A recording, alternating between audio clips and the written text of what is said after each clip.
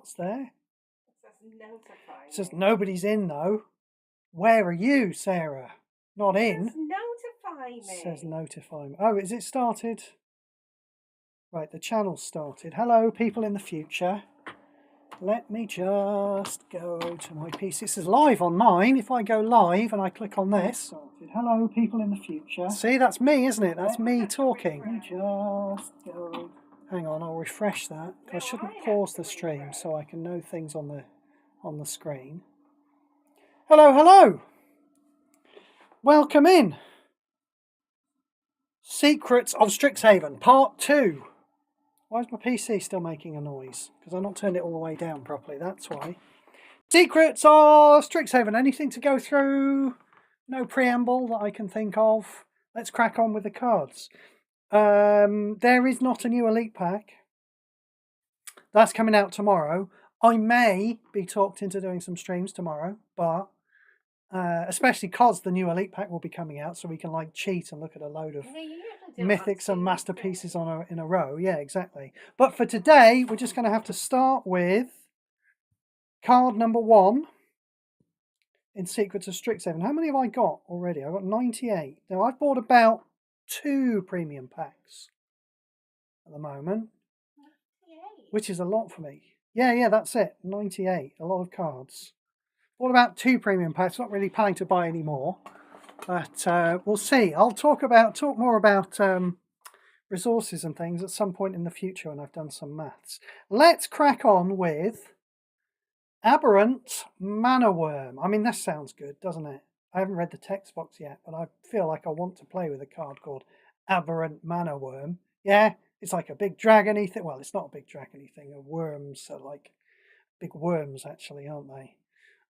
In Magic. But, you know, it gives you mana. So this is going to be great.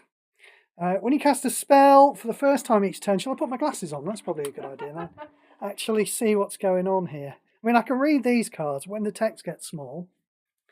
When Clive starts going really mad with the design, I have a bit of trouble. When you cast a spell card for the first time each turn, this creature gets +X/0 until X of turn. X is that card's base mana cost. I mean, it's not bad for an uncommon, is it? It's probably high shit tier, that, isn't it? +X/0. X is the card's base mana cost. So you play a 6-cost spell. It gets +6/0, and a 12-cost spell, +12/0, and a 25-cost spell. So maybe low high shit tier, but maybe, I don't know. Maybe high mid tier, high mid shit tier. Not high mid tier. Jesus Christ, no. Obviously, but you know. As I always like to remind everybody when I start to talk about these things, definitely shit tier. Abigail, Poet Laureate.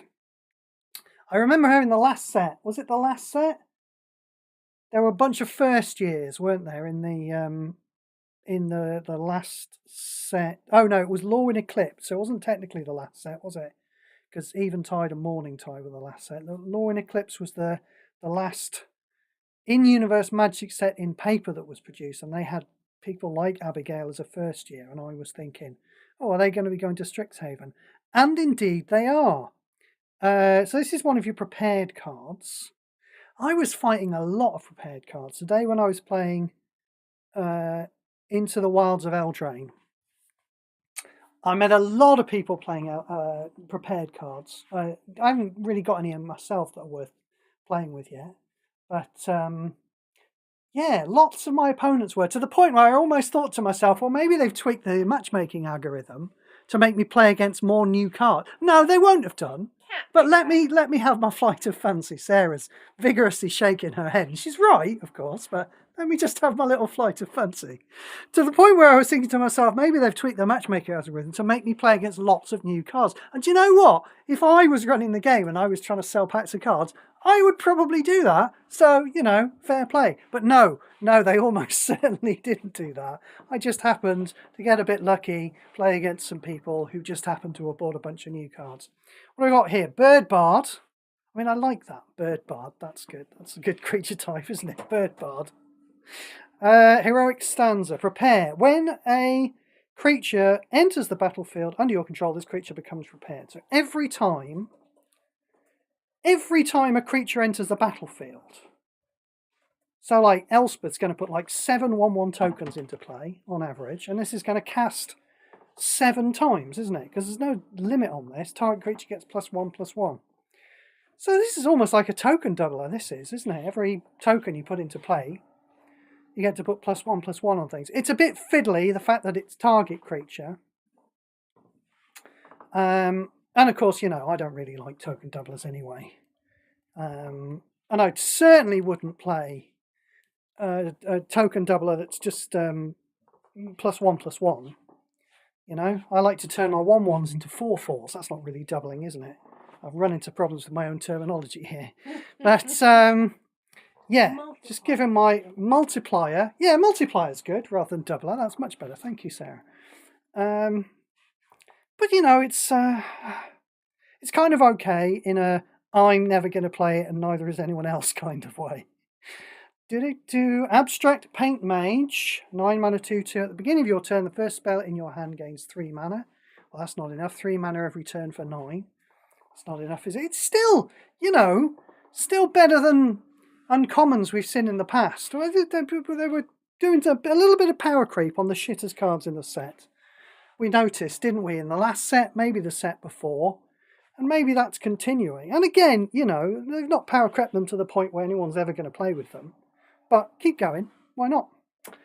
Additive Evolution. When this support enters the board, create a Quandrix fractal token. Ah, now, we were wondering if there were going to be any fractals, weren't we?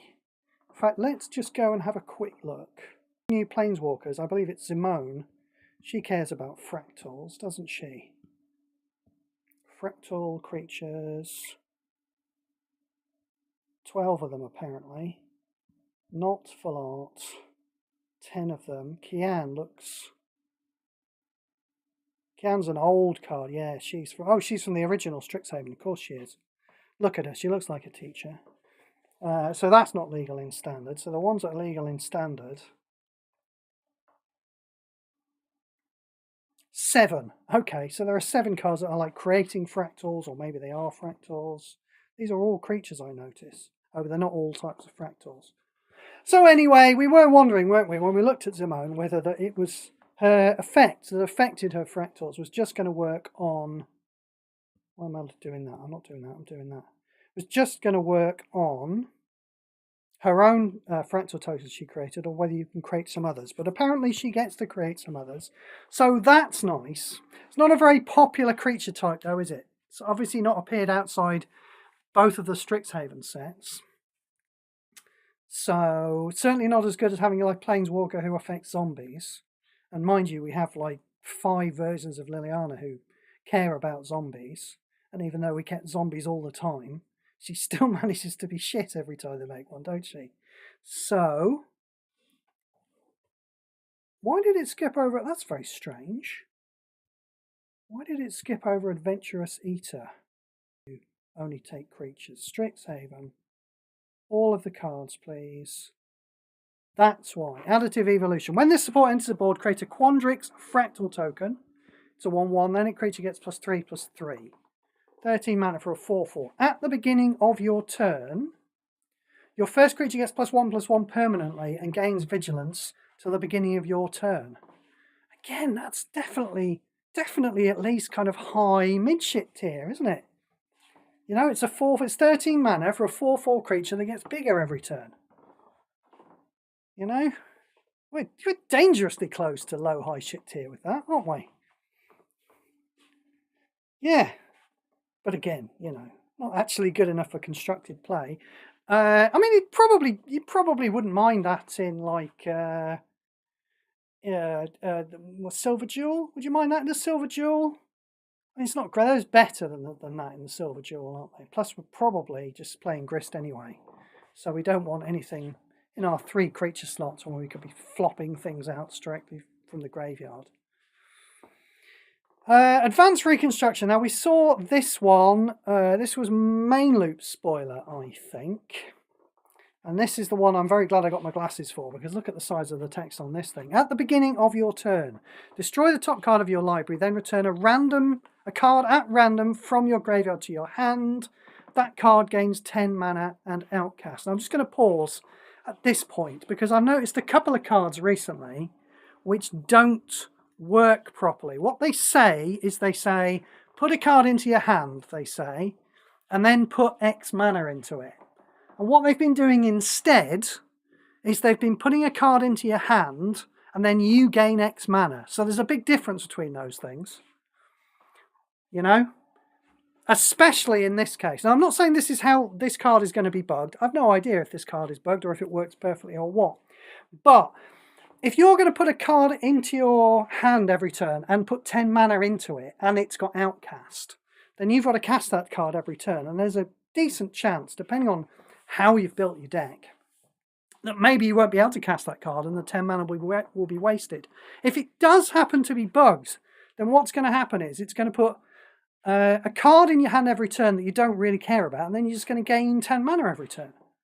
Yeah? 12 mana for a card that gains 10 mana every turn. That's all right, isn't it? So, I don't know. If you've got it, I haven't got it. You do not own this card, it says. But if you've got it, give it a test, because maybe it's just generating 10 mana every turn. But it might be doing the Outcast thing. I don't really like the Outcast. I don't really think Outcast works particularly well in Magic Puzzle Quest. I'm not sure it's something that should have been ported in from paper.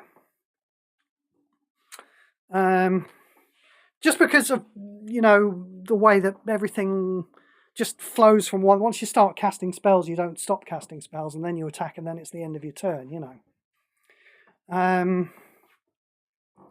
Because there's always that chance, especially if you do it with a card that casts in the middle of your turn, like, or what were those? Broker's Charm, I think, used to give you spells without cast, didn't it? One of the charms did. Can't remember which one it was now. It was a long time ago. Elves? Elves, hello elves. Can you check for me which of the charms used to give you cards without cast? Thank you very much. Appreciate it. It was the Cabretti one. The Cabretti one. Don't know. Maybe. I'm sure it was one of them anyway. Anyway, this one is doing it at the start of your turn, which if you're going to have Outcast, it is the best time to be doing it. And of course, you can build your deck to keep your mana costs low, so that the chance of you throwing away that Outcast card is going to be pretty low. You don't have to make all the cards that you put into your deck 10 mana or less, but you probably want to restrict them to about 15 mana or less to have a good chance of making sure that the card you cast will cast. And of course, you might not want to actually cast that card. You might want to be casting something else. So the more cards you've got in your deck that actually do have cost 10 or less, the better, because they're going to cast automatically from the 10 mana you get. While you're trying to cast this other thing that you probably want. Like, I don't know, like a big creature sweep. Because you have to get rid of all the shit that Grist has put into play all of a sudden. Riveter's Charm. Thank you, elves. Thank you very much. Yeah, that was a pain in the ass, wasn't it? Because you started casting cards and you draw cards and they'd have Outcast, but the chances of actually casting them in the middle of when you were casting spells, pretty rubbish. Anyway, I didn't like Riveter's Charm. Broker's Charm, that was, I thought of Broker's Charm because I liked that one. Yeah, that's right. So back to Advanced Reconstruction. So yeah, that is okay. Okay, you're getting an extra card every turn. You're putting 10 mana into it. And it's probably going into it. But if it's broken and it's not going into it, that's even better. But then if you don't cast it, then it's going to get removed from the game with Outcast. Let's just make sure Outcast doesn't change what it does. No, Outcast is still doing the same thing. When a card leaves your graveyard, increases card's level by 1. This effect can only trigger once per turn. I think we want to be watching out for this.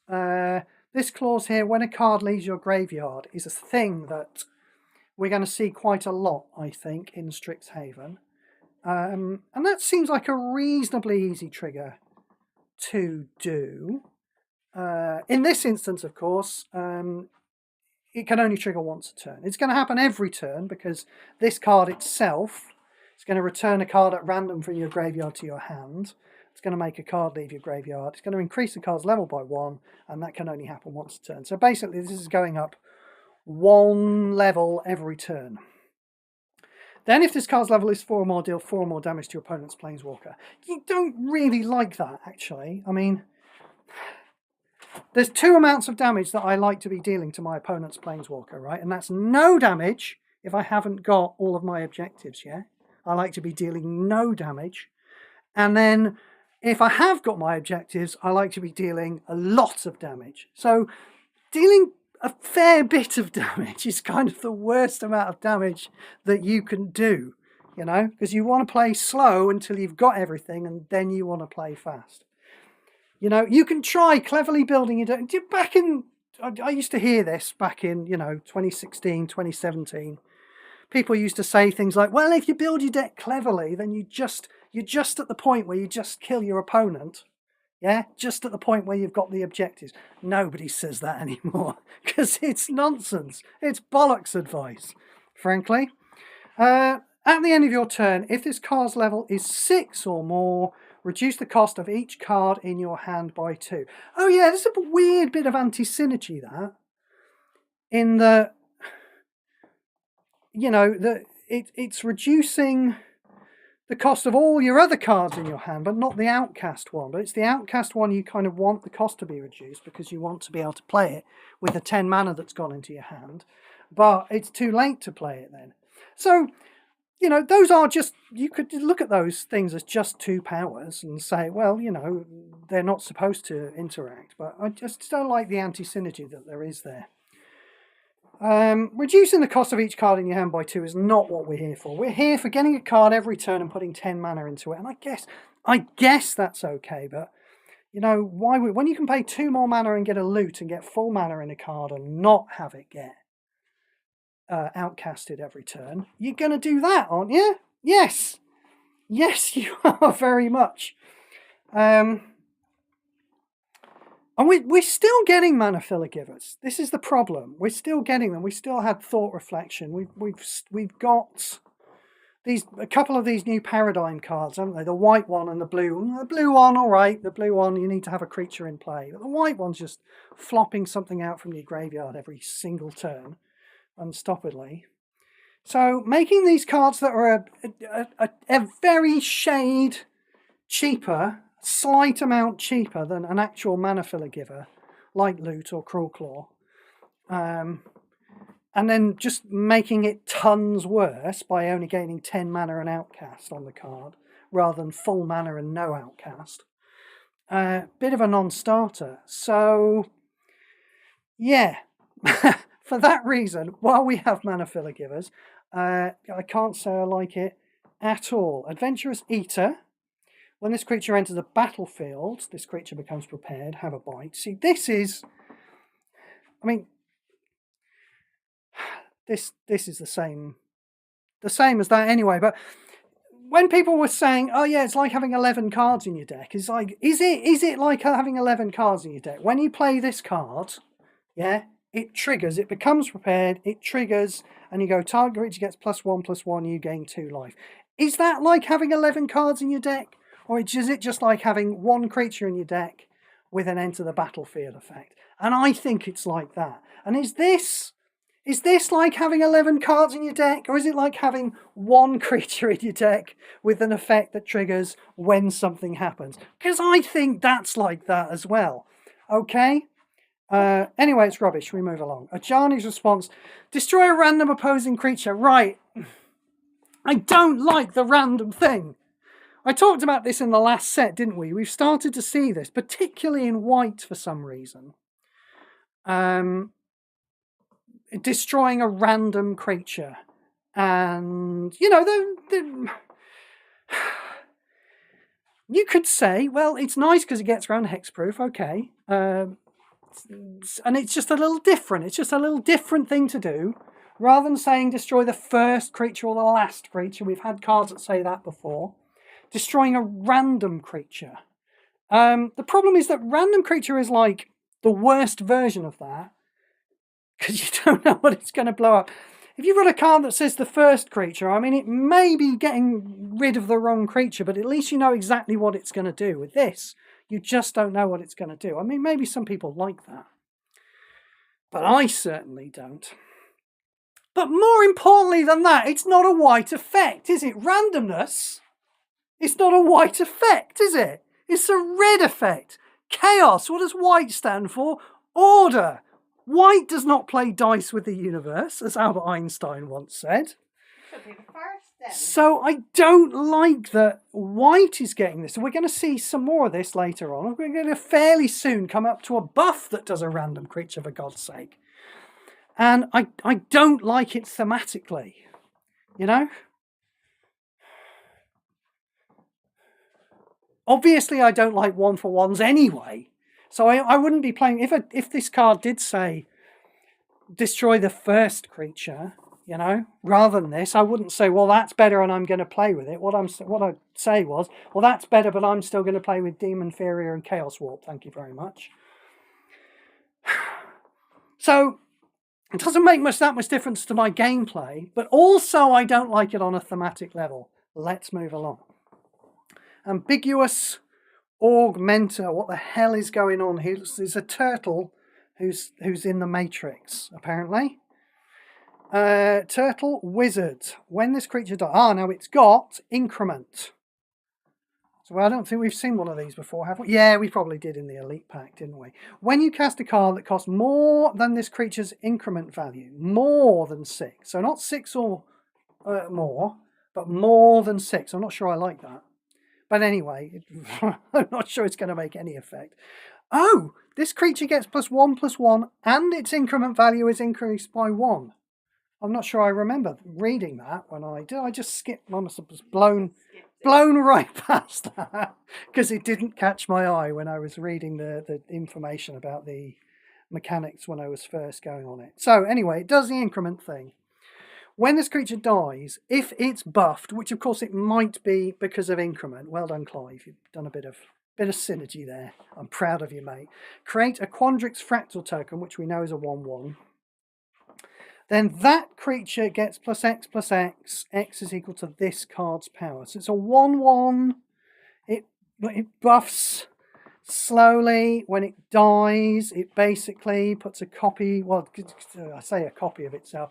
If it was 3/3, you'd get a 3/3 in play. And if it was 4/4, you'd get a 4/4 in play. I mean, no, not really. Not really. I'm not even going to argue about where it goes into shit tier, to be perfectly honest. I'll worry about that later. Ancestral Anchor. A target creature gets +X/+0 till end of turn. I see you opening the biscuit tin over there. Don't you think that... why would you think I wouldn't notice you opening the biscuit tin?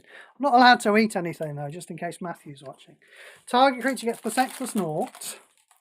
X is the number of cards with Ancestral Anger in your graveyard +1. So obviously this is too low power, isn't it? I mean, they've got this from paper. This will be... there's all types of things, like Muscle Burst. There you go. I was trying to think of the name of some cards. Accumulated Knowledge. There's another one. There's a bunch of cards in paper where you play the first copy and it does a thing and then it counts all of the other copies of in the card that you have in your graveyard. And Accumulated Knowledge, that's been played in... I think it might have been made into Legacy in paper. That's only one step down from Vintage in paper. That's quite a long way to go. I'm not sure. I don't think if it did get played in Legacy and Accumulated Knowledge, sorry, I think Power Creep will have left it behind now. Anyway, cards like Muscle Burst, on the other hand, were purely for like sealed and draft play, and that's why a card like this will have been put into the paper set, sealed or draft. I mean, nobody's playing a Space-Time Anomaly to try and drop loads of these in the graveyard, are they? No, we don't care. So again, we might see this mechanic later in the set. It might be relevant to something, but here it's kind of wasted. Antiquities on the loose. Okay, all right, fair enough. Those are some antiquities and they are on the loose. Create 2 Lorehold Spirit tokens. These are 2/2s. Okay.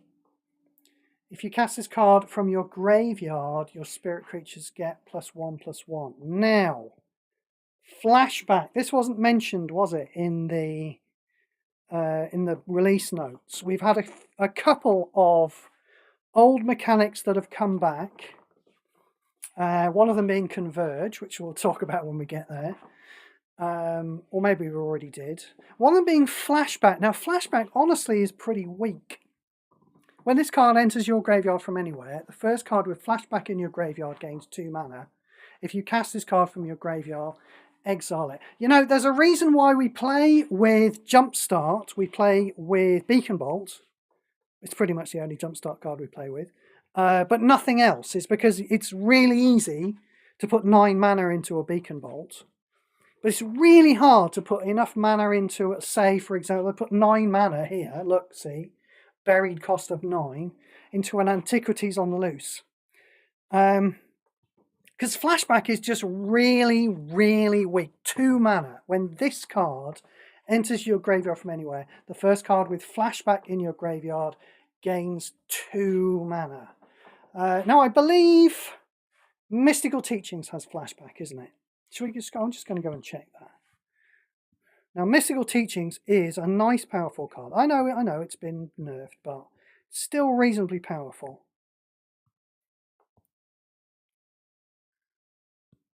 Yes, this has Flashback, you see. And Mystical Teachings can occasionally, if you drop it into your graveyard with Space-Time Anomaly. I've been finding this because I've been playing... Currently, I'm playing Space-Time Anomaly and Raise the Past with a Minotaur. She starts with 129 life. So if you're at full life and you cast Space-Time Anomaly at yourself, I want to say a third of the time? I don't know. It's certainly not half the time, but it happens enough that you notice it. You'll get to cast a Mystical Teachings from your graveyard if you do that. And that's pretty neat. And Mystical Teachings is a nice, powerful spell that you would want to do that with. However, Mystical Teachings is fetching you like either a Space-Time Anomaly or a Raise the Past. So it's fetching you a nice, expensive, powerful card, putting a lot of mana into it. It's probably part of a combo. Whereas this card, Antiquities on the Loose, this is creating 2 1/1s. And when cast from your graveyard, 2/2/2, sorry, they're getting +1/+1. So if we dump a bunch of these into the graveyard, we get like a 5/5 creature. I mean, that's not going to be big enough, is it?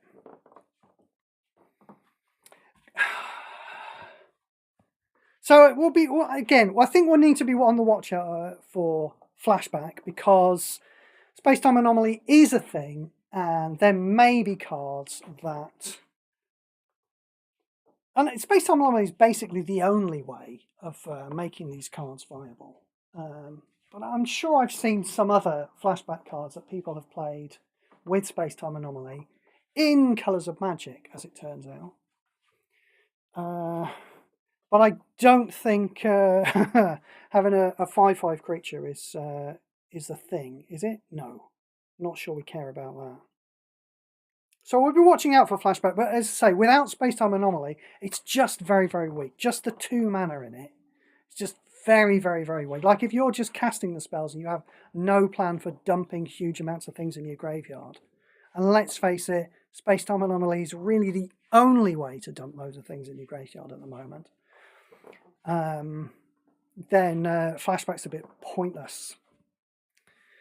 Applied Geometry. Reinforce target creature you control. That creature gets +6/+6 and gains the Fractal subtype. Is this going to... Let me just... Now, it doesn't copy the creature, does it? Let's just go and have a look at Heat Shimmer.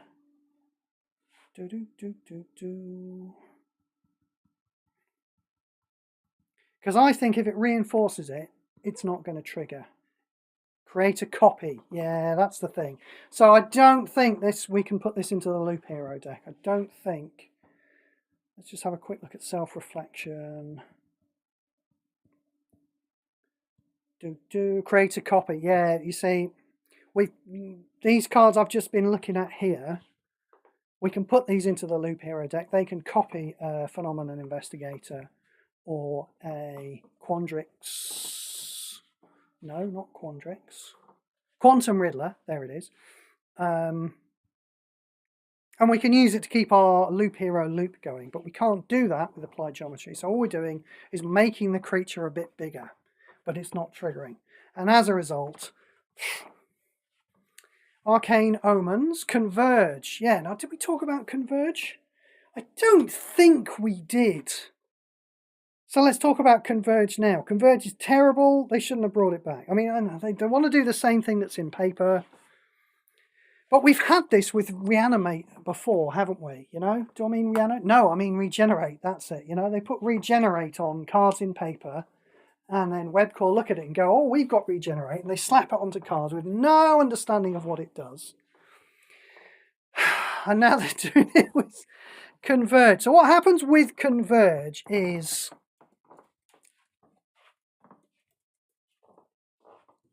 when you're paying for it, when you're paying for the 17 mana for this card, if you match some red, you'll put some red mana into it, and that's one different colour you've put in. And then if you match some green gems, you put some green mana into it. Yeah. Now, if you just put some mana into it, say like if you've put a Mystic Gate, one of those colour identity lands in play, and you just fill it up with mana without matching, then you're not going to get anything for the Converge. So that's a bit rubbish. So you've got to actually be matching. I believe, though, you don't have to do it by swap. I think you can get like cascades and things. Now, this was, I think, first in Battle for Zendikar. So it was like, I think, like the very first... Yeah, it was the set with Awaken, wasn't it? Battle for Zendikar. The very first expansion we had in the game had Converge. And it was a total nightmare to use because, of course, back then we didn't have the battle log. There was literally no way of checking what colours of mana you'd put into the spell. And in order to know what the spell was going to do when you cast it, you'd probably want to know what colours have gone into it, you know. And if you need to make it bigger because you need to kill something that can only be killed if you make the spell bigger, you've got to go and check what colours of mana you've put into the spell. And there was never a way of doing that in the olden days. There is a way of doing that now, but it's a total fucking pain in the ass, frankly, isn't it? So we're going to need some very, very good effects from Converge. And even if we get some very, very good effects, you're never really going to be 100% sure without all the tedious faffing around in the battle log that it's actually going to do what you do. So this is quite a good effect. Look at this. Your opponent discards a card for each converged mana. But you kind of want to make sure that you discard your opponent's whole hand, really. If you're only going to discard 2 cards, then you want to play Infinite Obliteration, don't you? It doesn't bloody well cost 17 mana. Really, so you really want this thing to discard all of the cards in your opponent's hand. But ask yourself, really, how fiddly is it to like make sure you get 5 or even 4 or even, frankly, 3 different colours of mana into the card without being able to check it? Even 3's no good, is it? If you have 3, again, why are you not just playing with Infinite Obliteration, frankly? Get rid of the first one. Get rid of a random last one. Do that. So making your opponent discard their hand is a bit old school, really. It's a kind of strategy we might have liked back in 2016, but we haven't liked for a very long time. So basically, what I'm saying is Converge too fiddly, inherently too fiddly to actually keep track of. And we're probably going to find on the cards I've actually put it on, they're just going to be a bit crap anyway. So even this, you know, this is probably going to be one of the better Converge cards we find, isn't it? Make your opponent discard their entire hand. Maybe, possibly, if you've done the amount of work that needs to be done to do it. But for 17 mana, I'm sure you can find that effect somewhere else, really, can't you? That's just too expensive. Oh, here's another Converge. Let's see what this Converge does. You see, here we go. This is more like the kind of thing we really want to be knowing how much damage is going. Deal X damage to target creature. I mean, the worst thing you can do is if your opponent's got a 3/3 creature in play and you desperately need to kill it. I mean, I cannot imagine what it must be like For you newbies out there who, when Greg plays a 3/3 creature, you're like, I must kill that 3/3 creature or else I will die. I'm sorry, it's just been too long since I've been in that position, I'm afraid. I can't really imagine what it's like.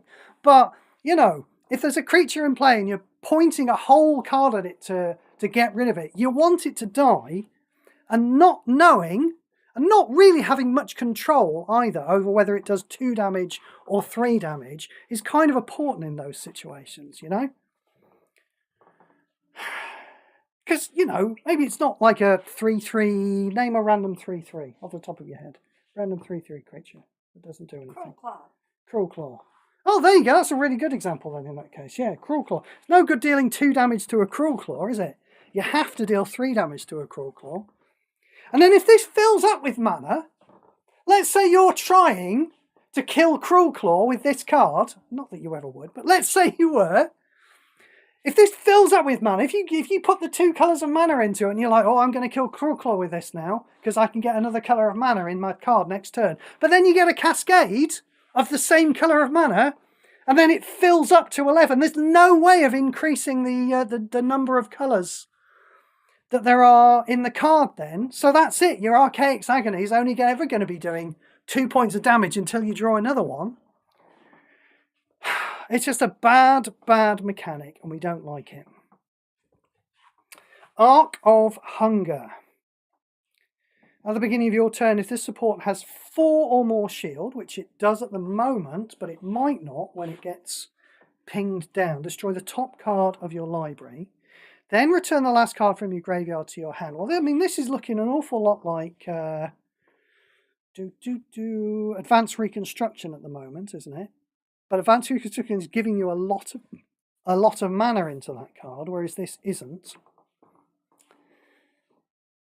So, destroy the top card of your library, return the last card of your graveyard to your hand. When a card leaves your graveyard, deal 3 damage to your opponent's Planeswalker and you gain 3 life. This effect can trigger up to 3 times per turn. So what it's doing is you're getting an extra card at the beginning of your turn, dealing 3 damage to your opponent's Planeswalker and gaining 3 life. And as soon as this gets pinged down from 4 shield, that's the really weird thing. I mean, that's a weak-ass card. What I just said was a really weak-ass card anyway. But as soon as this gets pinged down from 4 shield, it stops working. It is, isn't it? Because look, then, right? It's not like it only destroys the top card of your library. It's only that bit that stops working, and then the other bit of it doesn't stop working. Because because it's the then clause, isn't it? You have to destroy the top card of your library in order to return the last card from your graveyard to your hand. So as soon as it gets pinged down from 4 shield, it stops working altogether. Garbage. Arnin, Deathbloom, Botanist. Yeah, okay. When a creature you control with a power or toughness 1 or less dies, your opponent loses 2 life and you gain 2 life. This can trigger 3 times per turn. Yeah, I don't know who that's for. I don't know who's interested in that card existing. Artistic Process. I mean, not even the Silver Jewel people. Artistic Process. Deal 6 damage to target creature for 14 mana and 2 damage to each opposing creature. Create a Prismari Elemental. Now, I bet this is a 4/4. No, I was completely wrong. It's a 3/3. Okay?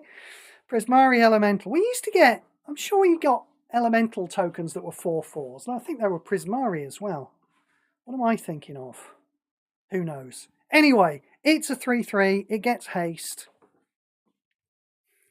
Too expensive. Ascendant Dust Speaker. When this creature enters the battlefield, your first creature gets +1/+1. At the beginning of your turn, exile a random card from your opponent's graveyard. Garbage. So 11 Colours of Magic cost. We don't need this for Colours of Magic, do we?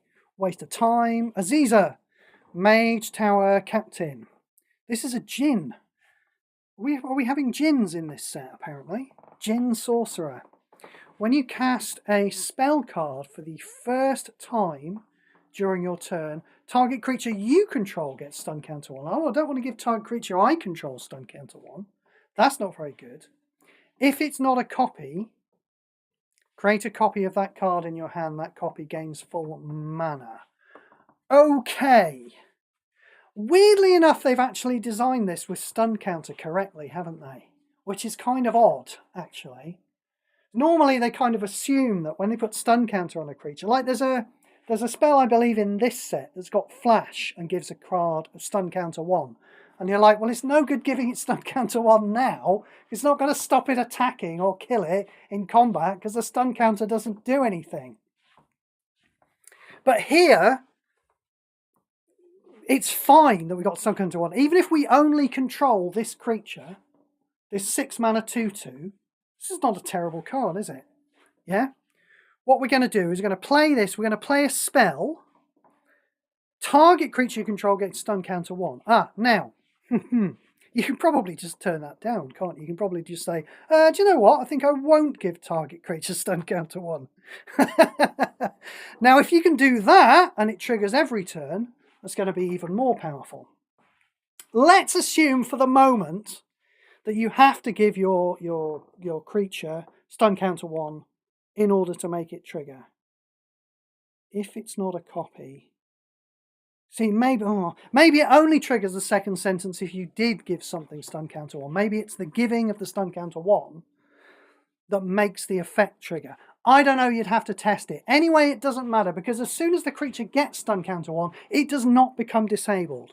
So if you play this and then play a spell, you can have this creature be stunned, which will make it disabled next turn, but it's still going to copy the spell that you play this turn. If that spell is not a copy, create a copy of that card in your hand. That copy gains full mana. This is pretty good for 6 mana. To be able to copy a spell that you've just cast for 6 mana, it's okay, isn't it?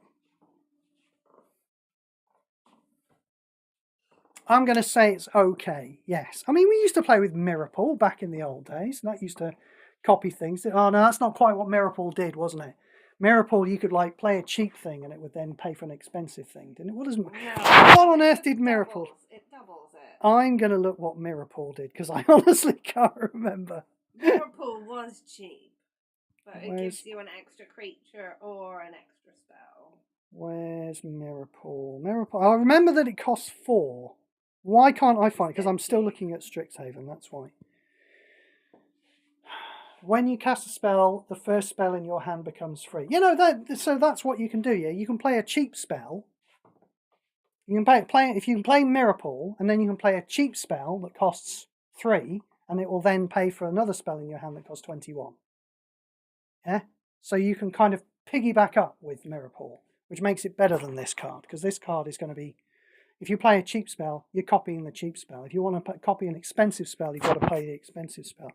Anyway, I kind of don't mind it. And you can probably cheat. It's worth bearing in mind that when it says target creature gets stun counter 1, you can almost certainly not give a creature stun counter 1. And that might mean that it doesn't copy the spell, which defeats the purpose of it. But it might mean you still do. Hunter says it's the art elementals that are 4/4. Art Elemental. What set was that from? Yeah, that's what I'm thinking of. Art Elementals. Were they from... Let's go and have a look at that now.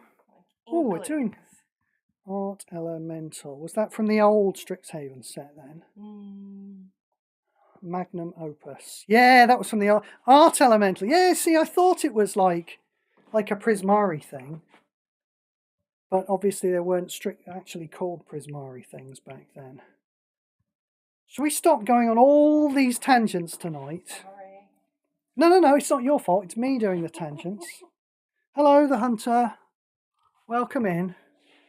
Strixhaven, please. Can I look at the Strixhaven cards, please? There we go. UI's not being very responsive today, I'm afraid. Aziz is kind of alright. Probably not the kind of thing I'm interested in. Kind of alright, I think. Banishing Betrayal. Return target creature with mana cost 12 or less to its owner's hand. Surveil 2. I mean, that would be absolutely fine, wouldn't it? Without the mana cost 12 or less thing. It's going to need something more. If you're going to restrict the mana cost to 12 or less, it's going to need something more. And I don't just mean like gaining some life. or converting a couple of gems. It's going to need a lot more because that's a really big thing, you know. Like Dissipate, what Dissipate did, we should get some more cards like Dissipate again. What Dissipate did, it would bounce something to your opponent's hand, but then it would put some mana into it. So, but at the very least, it would always work. Do you know what I mean? It had a downside to it. There's a pretty massive downside, to be honest, that the card that you bounce back would then be cheaper for your opponent to put back into play. But at least it would always work. This does not always work, because a lot of the time, you're going to be wanting bouncing a creature that's bigger than that, so I do not like it. Probably good enough for the Commoners' Cup. Better, wise, but not, right, it's good enough for the Commoners' Cup, but not good enough to construct a deck with the Commoners' Cup, alright? Better, wise, extrapolator. This is a frog druid, the best kind of druid. 1/4. Sarah's looking at me now. Sorry, what's the best kind of druid? Why can't I have a frog pond? Well, that came out of left field. I wasn't expecting you to say that at all. Berta, wise extrapolator. We've got increment 6. When this creature is buffed for the first time during a turn, so quite easy to do because you can just play a reasonably cheap spell. Convert 2 gems to your Planeswalker's colours. Yeah, not powerful enough. When you match 4 or more green or blue gems by swap, so it doesn't even do it with its own conversion thing. Yeah, this is just weak-ass sauce, isn't it? Oh, is this the one? I think this was the one that we looked at. Did somebody spoil this? Or did somebody... I think somebody put it on the Discord and said, look at this weak-ass... But that's exactly what I'm doing. What I immediately thought was, Bellows Lizard. Has anyone thought about Bellows Lizard in the last 8 or 9 years? No. Nobody. Bellows Lizard is one of those cards that you get out of maybe the first ever booster that you start playing with in 2016. And you think to yourself, well, maybe I'll put that in a deck. Maybe it's all right. And very quickly you realise that Volcanic Rambler is about 1 billion times better. And you never play with anything like Bellows Lizard ever again. But I'm pretty sure that Berta is only going to deal fractionally more damage than a Bellows Lizard. Because... you know, in order to give her a buff, her +1/+1, you actually have to play a spell. Yeah, well, a card, I think, not a spell specifically, is it? You know? And in order to put an extra 1/1 creature into play, you have to get a match for by swap. So there's a maximum of +2/+2 you can get from Berta, but both of those things are conditional, whereas Bellows Lizard just goes pop. I get an extra point of power every single turn. So I really don't think Berta, for all her 2026 rare power, is much better than Bellows Lizard, I'm afraid. Wasn't there a... I seem to remember there was like a... No, maybe I'm thinking of the wrong card. Because the one I'm thinking... Oh, no, yeah, there you go. When a creature is buffed for the first time during the turn. There you go. So you do only get the conversion the one time. Oh, but you okay, but you can increment more than one time. No, I stand by my original assessment. You're going to have to crap out a lot of spells in order to get much more value from this than a Bellows Lizard. It's a weak-ass source card. I don't like it. Biblioplex Tomekeeper. What the hell is this? This is a robot librarian. Do we want robot librarians? I'm not sure we want robot librarians, do we? No, don't want a robot librarian. Sorry. When this creature enters the battlefield, target creature you control becomes prepared.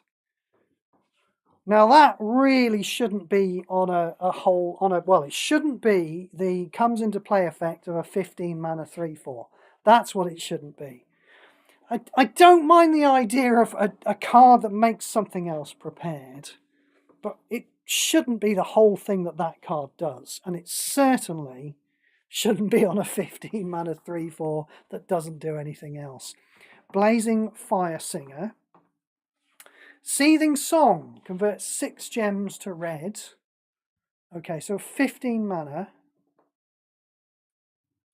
When this creature enters the battlefield, this creature becomes prepared. This effect can trigger only once per turn. I mean, I feel like that for a 15 mana 2/3, I think they've been a little mean just not having that trigger as many times as you like. Because frankly, that's not... It's going to be hard to put that into a combo deck and have it go off, isn't it? That converting 6 gems to red is going to whiff. I really don't have much problem with that card. Just converting 6 gems to red every single time it comes into play. Do you? Again, I feel like going back to Origins again. What was that? Abbot of Kerkeep? That's probably better, to be perfectly honest. I mean, maybe not. That's a load of gem destruction, and this is actual gem conversion, but this is going to whiff a lot. So I think they've been a bit mean only letting this trigger once. Blech! Loafing Pest. Yeah, that's how it's pronounced. Blech. So we've got a foil version, we've got an alt art version. Oh, he looks fatter. Is he getting fatter? I think he's getting fatter. I think he's eaten all of those bats and spiders and squirrels. He eats squirrels? Yeah. I don't mind him eating all the creepy crawly stuff. Look, there's a snake there in the background. I don't really want him to eat the squirrels. No, look, see, the squirrel's all right, everybody. Do you see, look, over by the tail, the squirrel is okay. No, everybody, panic off. When you gain life for the first time during your turn, your pest, bat, insect, snake, and spider creatures get +1/+1. It's a 10 mana 3/4. It's not powerful enough, is it? I wonder if those creature types are the same creature types that are on a Swarmyard. Are they? I think Swarmyard only had 4 creature types on it, so maybe it didn't have pest. And I think pest isn't a general creature type anyway. In the past, I think pest tokens have generally been support tokens, haven't they? Squirrels aren't pests. Squirrels are not pests. Spiders are. Spiders. Oh, that's right. It doesn't actually say squirrel on here. It doesn't actually. There's a picture of a squirrel on it, but it doesn't actually say squirrel. And squirrels have their own creature type. So that's a bit weird. No, I don't think squirrels are pests. Anyway, saying I hate squirrels. Pretty weak. We don't like it. Bogwater Lumerette. When a non-token creature enters the battlefield under your control, gain 3 life. Yeah, whatevs. Borrowed Knowledge. Discard all cards without mana from your hand. You draw cards equal to the number of cards discarded this way, or 10 mana is way too expensive for that. Brass Infiniscope. Did we see that? I feel like we saw that in the Elite Pack. Beginning of your turn, each card with level and paradigm in your hand gains 8 mana. I think we did. I think we skipped past it, though, in order to talk about the paradigm cards, and we were going to go back to it, but then we didn't. So let's have a look at it now. Having seen now 4 of the different paradigm cards in part 1 of the set review. Beginning of your turn, each card with level or paradigm in your hand gains 8 mana. I mean, for 15? Yeah, couldn't we just be playing with a colour identity land and just putting 8 mana into our hand anyway? I don't know. I mean, we don't want to be playing with a lot of paradigm cards because most of them look a bit poo, don't they? No, for 15 mana is too expensive. Even for every card in your hand with that. I mean, we really, don't forget, I'm being sceptical at this point about level, but only because every level card in the past has been absolute dodgy. Sorry, another round. I'm rounding up there, you know. And I'm afraid you count as collateral damage. You are good, yes, you are a good card, another round, but pretty much every other card with level has been dog shit. And I think it's safe to assume that trend is going to carry on. So we've seen 2 good paradigm cards, and I don't think you want to be playing this to make them better. When you cast the first card with level or paradigm during your turn, draw a card and gain X life. X is equal to half that card's mana cost rounded down. Do we care much about that? So we're playing the white. Let's say we're playing my favourite paradigm card, the white paradigm card. Things after you've played the white paradigm card, you don't much care about the second white paradigm card that you play, do you? Because the first one you play is the important one. It triggers straight away and fetches something from the graveyard straight away, and then it does it every turn from then on. The second one that you play, I'm talking about the second card that you pay for with mana and play, all that does is fetch a single card from your graveyard and put it into play. Because the first one is doing all of the work of playing at the beginning of your turn from then on. So you don't really much care about putting this into play and getting mana into the second copies of the paradigm cards that you're playing. What you are getting is life, okay? So I've played the white paradigm card, which is the one I like. And then I play this, and then every turn, the white paradigm card is casting from my exile. I am therefore drawing a card, gaining X life, which is about 10 life. I believe the white paradigm card costs 20. So every turn then, from then on, I'm gaining 10 life and drawing a card. And indeed, putting 8 mana into any other copies of the white paradigm card, which makes it slightly less rubbish.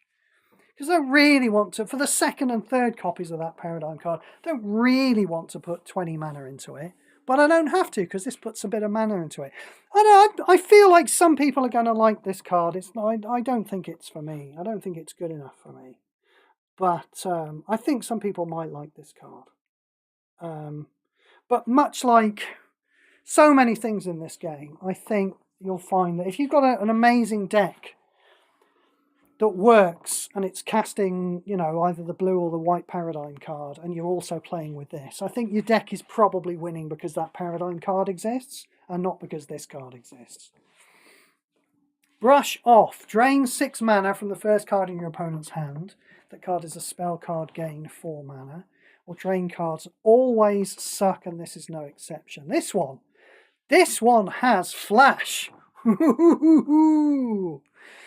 Burrug Banemaker. Activate 2. It's good to see we've moved away from the activate 1 plane of Shadowmoor and Lorwyn, isn't it? Because now here we are in the activate 2 plane of Strixhaven. This creature gets +1/+1 until end of turn. Still one of my favourite sentences in the game. Burrug Barrage. You can see I've been mastering this in the Commoners' Cup. Target creature you control gets +1/+1. Campus Composer. 14 mana 3/4 with Ward. That is too expensive, isn't it? So it's going to create some 3/3 tokens. It's going to create it straight away. So we're going to pay 14 mana for a 3/4 and a 3/3. That's what we get. Mid-shit tier. High mid-shit tier. Fuck it. Why not? Mid-shit tier. Cauldron of Essence. Low, high, mid-shit tier. Yeah, do we do that with tiers, with shit tier? Yeah, I think we're going to start at some point. If we haven't been doing it yet, I think we're going to start soon. Cauldron of Essence. Well, this looks pretty awesome. This big spidery thing coming out of it. This is going to be a complicated one. I can see my brain shutting down just looking at that wall of text. I don't know about you. When a creature you control dies... Okay, so it's a bad start. It's not actually going to fucking do anything straight away. When a creature you control dies, deal 4 damage to your opponent's planeswalker and you gain 3 life. Oh, right. Now, I think I know what might be going on here. There's a very strange number of cards in this set already, aren't there? We're only up to C. That deal damage to your opponent's planeswalker, which is never a thing you really want to do. But some of them have also been gaining life. And I think the thing about the gaining dribs and drabs in life, I think this is a design choice they probably made in paper to make Infusion do something. We'll talk more about Infusion when we get to a card with Infusion, I think. But I think that's why we're seeing these gaining tiny amounts of life. Because we don't really care about it. I wonder if you gain 3 life in paper. Obviously 3 life against a 20 life total. Much better than 3 life against 120 life total. I wonder if you gain 3 life in paper. This effect can trigger up to 4 times per turn. So that whole first clause seems absolutely pointless. When you match, here we go. When you match 4 or more green or black gems by swap, destroy target creature you control. Fucking hell. Oh! Then return another random creature from your graveyard to the battlefield under your control. Yeah, we can't cheat this one. That's the then clause then we see. You have to actually destroy the creature you control, otherwise the then clause isn't going to trigger. I was playing with... Yeah, welcome to my tangents, and you are welcome to them. I was playing with Wilt Leaf Liege. earlier today, and I couldn't figure out why it wasn't pumping my white creatures up. Well, I'm going to put it up on the screen, I know. This is terrible, isn't it? You've not come here for these things. What it liege? No, not liege. Liege. I'd thrown this in a deck to master it a bit. At the beginning of your turn, your other green creatures get +1/+1. Then your other white creatures get +1/+1. And I could not understand why it wasn't pumping up my white creatures. I was putting white creatures into play, and it wasn't pumping them up. Can you see why? Because then what I did was I put a green creature into play, and then it started pumping on my green creatures and my white creatures. It's the then clause, isn't it? It's because it doesn't mean then, it means if. Sorry. Just get off my little hobby horse again there. So, we're at the cauldron. When you match when you match 4 or more green or black gems by swap, destroy target creature you control, then return another random creature from your graveyard to the battlefield under you. I mean, fuck off, honestly, fuck off. Charging Strife Knife. 7 mana 3/3 with haste. You may discard the last card in your hand if you do draw a card. Whatevs, yeah, okay. Chase Inspiration. Target creature you control gets +0/+3. That means basically nothing. Then it gains hexproof until the beginning of your next turn. No, we can have hexproof permanently now. Especially if we're going to spend a whole card on doing it. We're allowed to have hexproof permanently now. There's no point giving it until end of turn with flash, is it? We don't need it with flash. It's no good with flash. It's too late to cast it with flash. Cheerful Osteomancer. What is an osteomancer? That's like bones, isn't it? Yeah, like bones. Osteopath. Probably like a skeleton A wizard. bony mancer. It's a skeleton wizard, yeah. Well, this one is an orc warlock, apparently. Raise Dead. Maybe he breaks bones. I imagine we have, maybe he does break bones. I imagine we have Raise Dead in the game already. Turn the first creature card from your graveyard to your hand. Okay, so we pay a 10 mana 4/4, and we put the first creature card from our graveyard into hand when it comes in play. Yeah, not good enough, really, is it? Target creature you control gets +0/+10, then fights target opposing creature. They've tried to do something different here, haven't they? It hasn't worked, has it? I mean, this isn't pointless, because, you know, your 3/3 creature that you were pointing it to still deals the 3 damage, you know. Normally, you would expect a card that fights to give +X/+X, and not +0/+X. You would expect that. So it's not pointless, but it is terrible. Choreographed Sparks. This card can't be copied. Or maybe it's going to be really good then. Create a copy in your hand of the first other non-copy spell in your hand. That copy gains full mana. Then reinforce your first creature. So it looks like there's some power here. So I'm going to play this. I've got to have another spell in my hand when I play it. Can't be another copy of this. Not that we would really want to do that. We would want to save it for the next thing we want to copy. And then that gets copied. We don't fill that card full of mana, so we've still got that spell.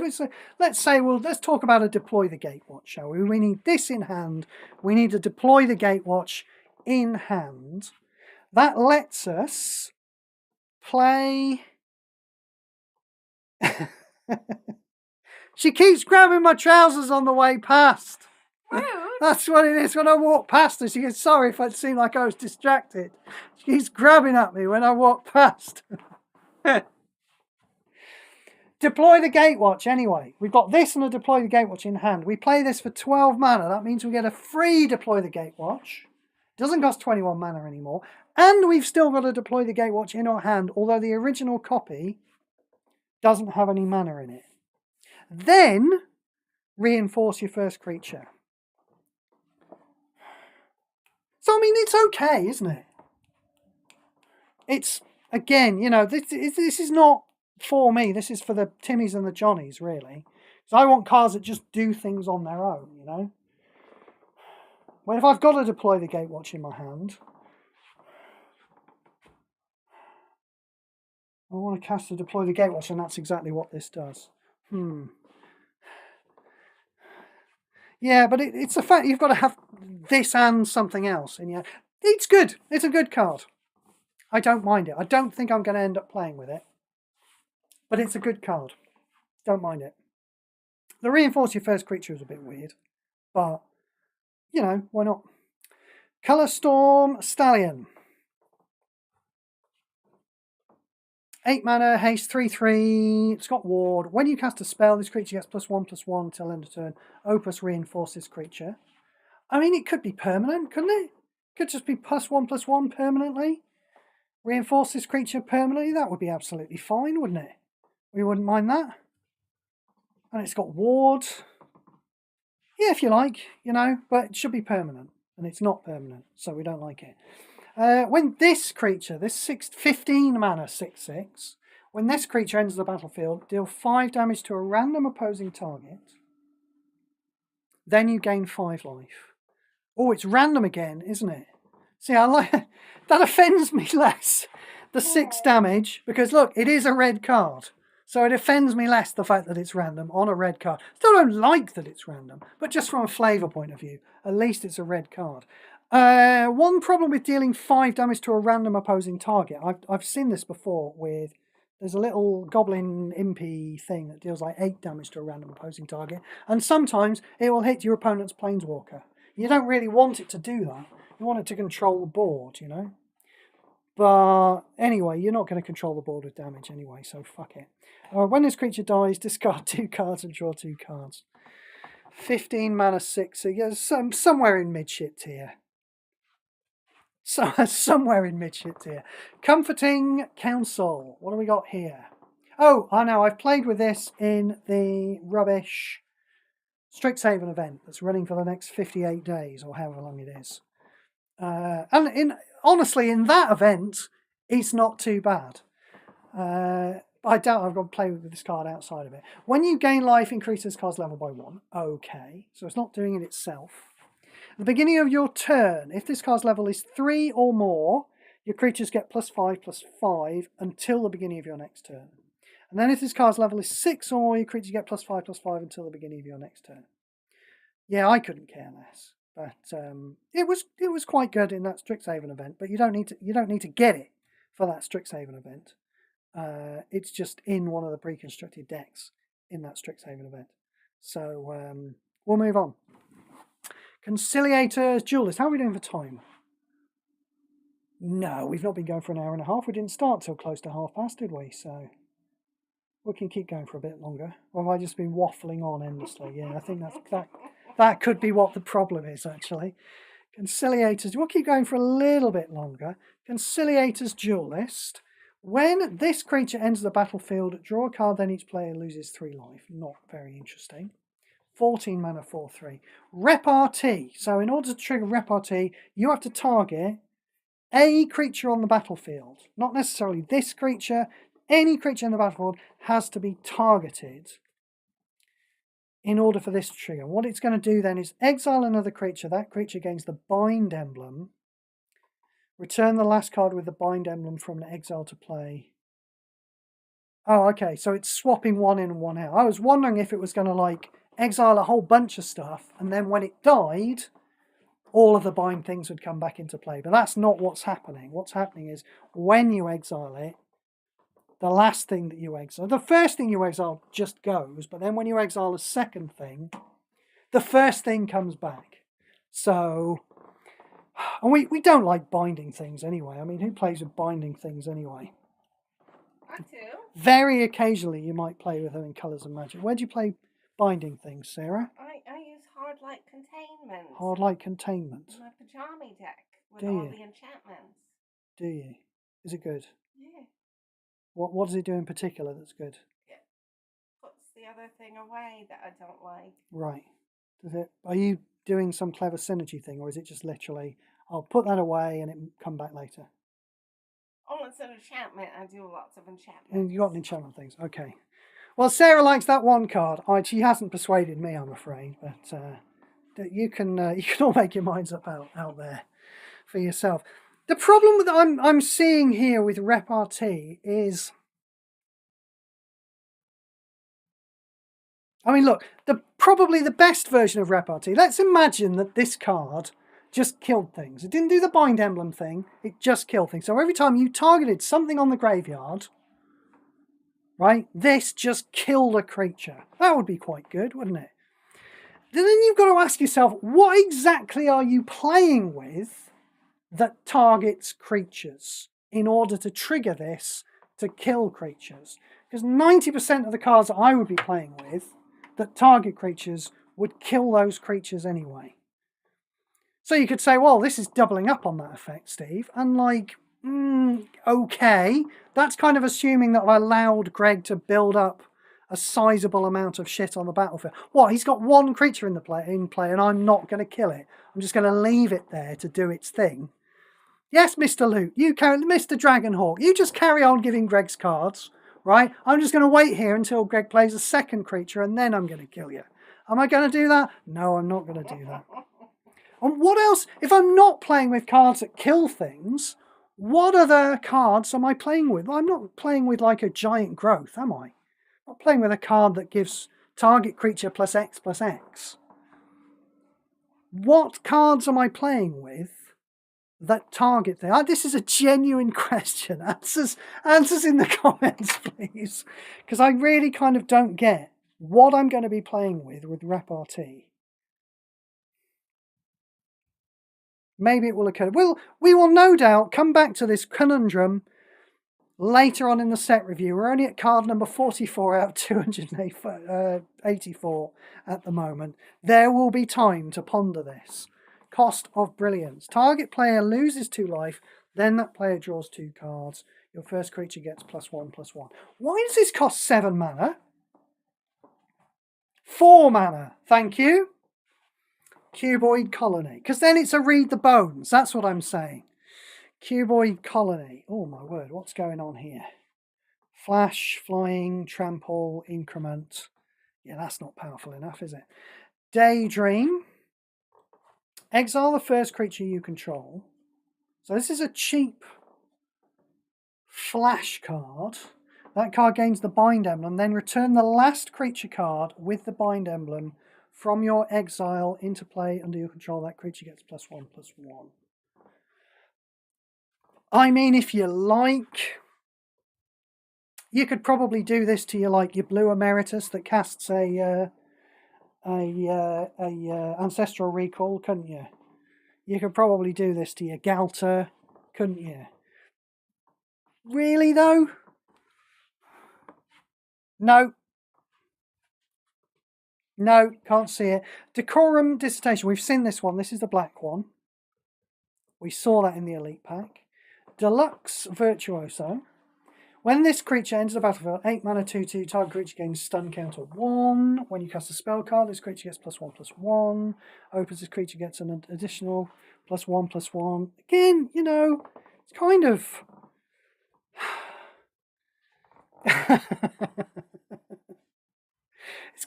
it's more powerful than a lot of other terrible commons in the past. It is still terrible. Diary of Dreams. Activate 4. Draw a card. This should be a lot cheaper, shouldn't it? I mean, it can draw up to 4 cards. It's probably not going to, but 8 mana for a card, for drawing a card and not putting any mana into it really seems like too much to me.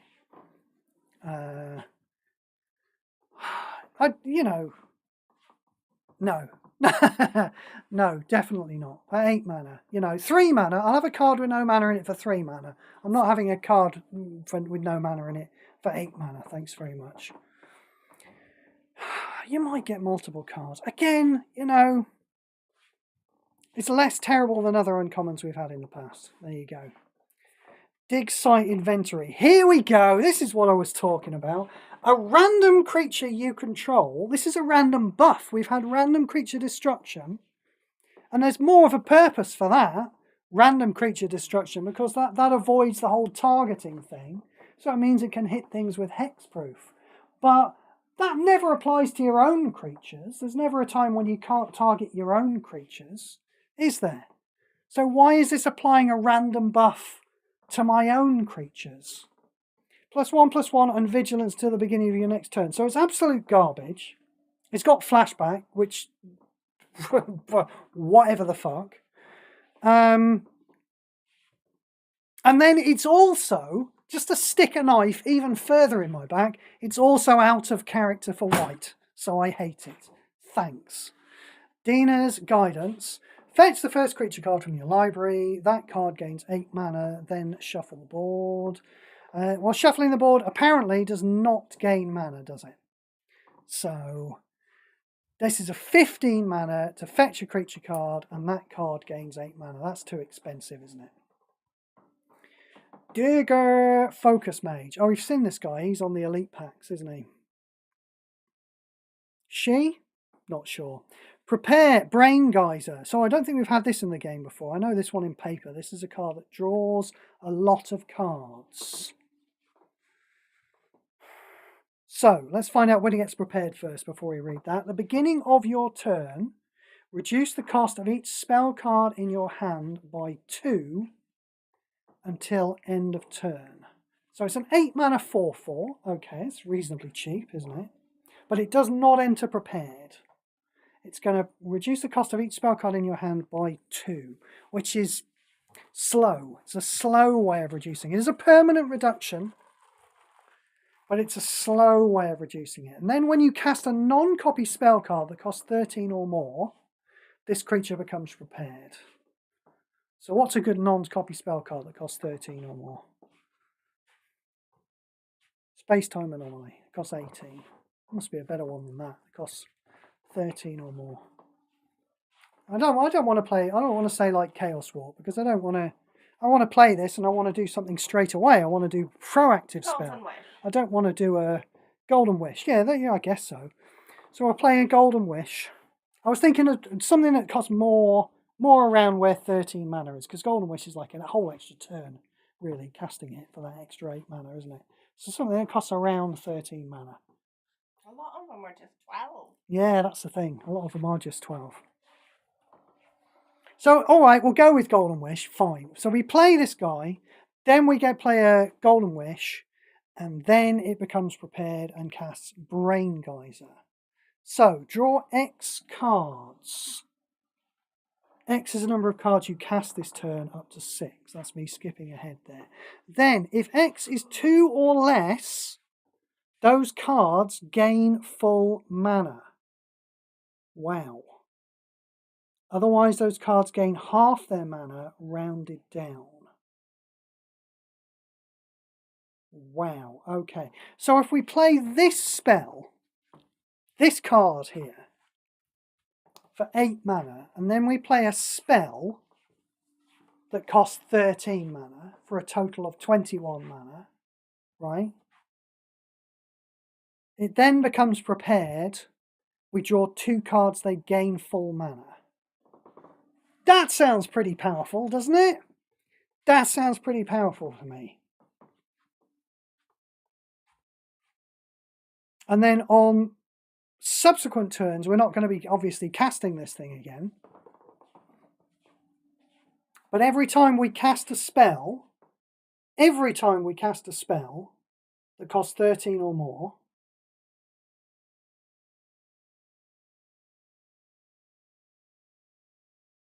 every time we cast a spell. Yeah, I mean, that's how it works, isn't it? Because as soon as we cast a spell that costs 13 or more, it becomes prepared, it casts a spell, then it becomes unprepared. So every single time we cast a spell that costs 13 or more, even if we do it multiple times in a turn, in fact, that's interesting. I wasn't thinking about the fact that it chains off itself. So we play this, we play a Golden Wish, we'll say Golden Wish. Then we draw 2 cards and they get filled full of mana. Now, saying one of those next cards we play is a Golden Wish. That's going to cast because it's full of mana. This card has become unprepared, the Focus Mage. that second Golden Wish that we've just drawn, that's going to cast. Now, because X is now greater than 2, X is now 3 or 4, depending on when we drew the Golden Wish. The loop, it's not going to loop then on. The loop's going to stop there, but it's still good enough, right? Because this third spell we've played is a Golden Wish, right? We're going to now draw 3 cards, and they're all going to get half their mana. Is that not good? So we've played this and a Golden Wish, and for it we've got 2 Golden Wishes, and then another card that's full of mana, and then another 2 cards that are half full of mana. Just play a Chimon. Does that not seem quite good? No. Sarah doesn't seem to think this is quite good. I think she's mad. Again, it's hoops.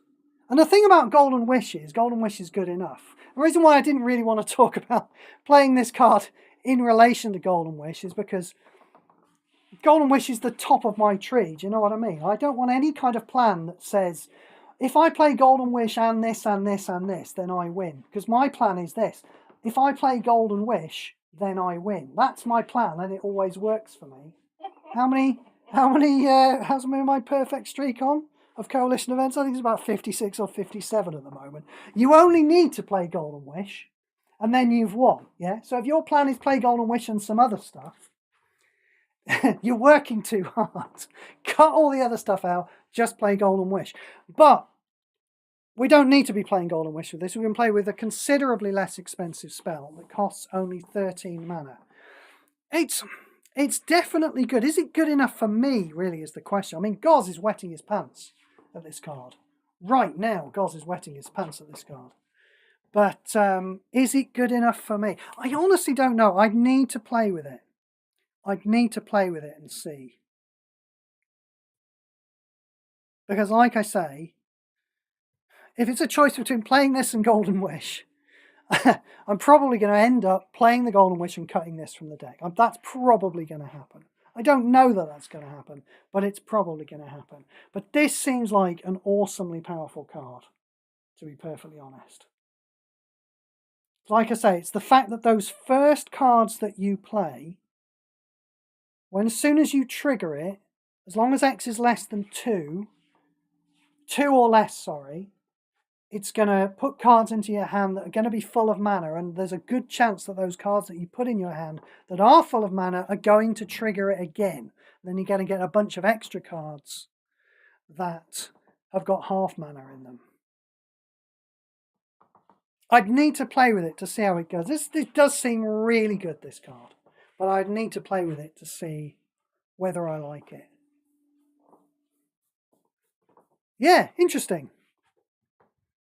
Did you notice I didn't immediately say fuck off when I saw it as well? A lot of the time when they print a really powerful thing, I'm like, get fucked. And I mean, there is too much full mana on this card, let's face it. So I should have said get fucked to it, but I didn't. So, you know, that says something, doesn't it? It says you're getting old, Steve. That's what it says. How are we doing? Shall we keep going until we get to the... Yeah, go on. We've got another masterpiece coming along soon. Let's keep going until we get to there, and let's call it a night for that. Your opponent loses 3 life and you gain 3 life. Your first creature gets +1/+1 in the first place. Divergent equation. Return the first 2 spell cards not named Divergent Equation from your graveyard to your hand. Okay, they don't get mana in them. Therefore, we don't care. Oh, this one's been spoiled as well. Did we see this in the... Was this in the Elite Pack? It's definitely been spoiled. I don't think it was in the Elite Pack. I probably would have gone after this in the Elite Pack. This one's quite interesting. This is what we call an insta-mana filler giver, isn't it? When this creature enters the battlefield, create a copy of the last spell card from your graveyard in your hand. Then create a copy of the last spell card in your opponent's graveyard in your hand. Those cards gain full mana. So we've got a lot more raw power here than, say, a Diluvian Primordial. Diluvian Primordial, you're getting a copy of the last spell card that's in your graveyard and filling it full of mana. And of course, Diluvian Primordial, being an instant mana filler giver, we can put it into the Loop Hero deck. We're quite happy with it in the Loop Hero deck. This has got more raw power than that, because not only is it copying that last spell card that's in your graveyard, it's also copying the last spell card in your opponent's graveyard. So more raw power going on there. The funny thing is, I'm not sure we necessarily care about this, because are we going to put it into the Loop Hero deck? Because there's a chance, if we put it into the Loop Hero deck, it's a low chance, but there's a chance that when it copies a spell from our opponent's graveyard, it's going to copy like a Merciless Eviction, and it's just going to absolutely wipe the board. Yeah? Which might even end up stopping the loop, to be perfectly honest. So, given that Loop Hero, like, just wins the game whenever you cast any single one card in the deck, why would you put this card into that deck and create another opportunity for the deck to whiff? The classical ways that the deck whiffs at the moment is you might be playing with like a Weft Walking and might run out of gas. You might be playing with like a Tempt with Discovery because you think, well, it's probably going to cast the next spell, but it doesn't quite generate enough mana to cast the next spell. So there are a few ways that there is no perfect Loop Hero deck at the moment. Of course, about half the cards in a Loop Hero deck at the moment are copying creatures that are already in play. So you can't start the loop with those. So you can only start the loop with about half the cards in the deck, rather than all of the cards in the deck. That's what we want from a perfect Loop Hero deck. So why would you put this card into the deck? I don't think you would, actually. It costs 14 mana. Yeah, it's a little bit cheaper than like a Bright Glass Gearhulk. But I'm not sure you necessarily would. You might have to, of course. You might have to put this into your... If you're building a Loop Hero deck, and why wouldn't you? You know, when was it? It feels like it was about 2 years ago now that I went on the forum and I said, look, you can build this combo deck. It's really problematic. And then somebody, I bet it was the Dude One, came along and said, oh, well, no, it's okay. Nobody's going to have built that deck yet because... it's full of masterpieces and it's really hard to put together. Well, guess what? It's years later now and quite a lot of people do have this deck now. You know, if you don't have one, you probably should. You can't play it in every coalition event, but you can play it in a lot of coalition events. And maybe when you're putting the deck together, maybe you don't have all of the cards you're wanting to put into it. So yeah, maybe you might throw this into that deck. What else is this card doing? Well, you'll notice one thing that this card is doing is it's not removing the spell from your graveyard when it copies it. So if you were to play this and then play a Heat Shimmer, for example, it would copy the Heat Shimmer, which would copy this, which would copy the Heat Shimmer, which would copy this. What you've got there is a 2-card combo, which goes infinite and kills your opponent on this turn because it's got haste. The thing about that is, though, is that once you've got a Loop Hero deck, you don't really care about having a 2-card combo deck anymore, do you? Because a 2-card combo kill, what you have to do with your deck there is you have to play a bunch of stuff that goes and fetches those 2 specific cards, and then you play those 2 specific cards and then you win. And that can be quite fast. You can probably do that as early as turn 3 or 4 regularly. You know, you might get them both in your start hand. It's unlikely. But why would you want to do that? Why would you want to play that kind of deck when you can play with a Loop Hero deck and just whatever you've got? You can start the loop with a Phenomenon Investigators, you can start it with a Quantum Riddler, you can start it with a Genesis Wave, you can start it with a Diluvian Primordial, you can start it with a... Which one have I missed out? Quantum Riddler, I think was the one that I missed out. Incidentally, you can in a Loop Hero. Don't forget, in a Loop Hero deck, you can play with more than 3 creatures. Yeah? It doesn't slow you down that much. I've done it a fair bit in coalition events. Does not slow you down that much, and it just makes it a little easier to start the loop in the first place. You just always build over whatever the smallest creature you've got out is. Never the Bright Glass Gearhulk, because that generates more value than other creatures you play. But you can do that. So, yes, so we've got this card. It's an insta mana filler giver. We probably don't want it in Loop Hero, but we could put it in if we were forced to. It does form a 2-card combo with, you know, basically any card that copies a creature, but Heat Shimmer is, you know, is the one that's going to give it haste and make it kill instantly this turn. Like copying it with Self-Reflection is just going to mean that you have an infinitely large creature and then you've got to wait until next turn to attack with it.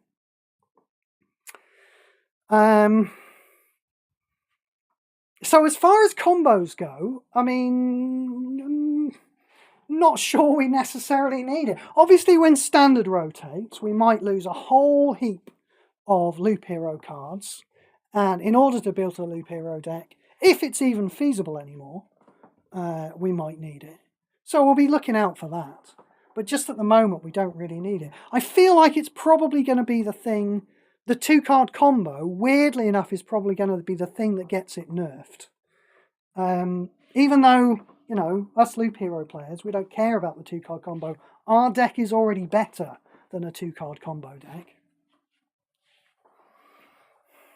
But it's probably going to cop a nerf just because of that. Because it doesn't exile the card that goes into your graveyard. So maybe outside of combo, maybe the place to play it is outside of combo, because this is an extraordinarily powerful card, to be perfectly honest. Maybe you just drop it into a deck, and you don't go loopity-loopity with it. You just go every so often, you just go, oh, there's a nice card at the top of Greg's graveyard, and there's a nice card at the top of my graveyard, and you just play it, and you just get super, super value out of it. You know? Just get another Golden Wish. And I know, Golden Wish is always the card I come to. A Golden Wish or Attempt with Discovery. That should be my other go-to when I'm talking about a very powerful spell, shouldn't it? Attempt with Discovery. And then whatever happens to be at the top of Greg's graveyard. Because, of course, if you're not doing a loop, you can go and look what that card is, and if it happens to be a Merciless Eviction that'll wipe your board, you just don't play this card. So maybe the use of this card is like outside of a combo deck. It has obvious uses in a combo deck, one of which is probably going to get it nerfed. But maybe the interesting thing for me will be to find a use outside of a combo deck. Definitely powerful. And apparently it also has flash, which I'm sure doesn't make any difference at all to the card in the slightest. Right, so that is it for tonight, I think. I think I've been waffling on for long enough. Thank you all for being in. Appreciate it. How many players did I have? 2 or 3 people I've had in tonight. Hello. Hello, hello. We might get on to part 3 tomorrow night. Mostly just because the new Elite Pack's coming out tomorrow night, and we can look at a bunch of Mythics and Masterpieces all in one go, and I'll see if I want to spend some of my jewels on them. But I don't know yet. I'll have to see how I am, obviously. Thank you all, and we'll call it a night for tonight. Okay.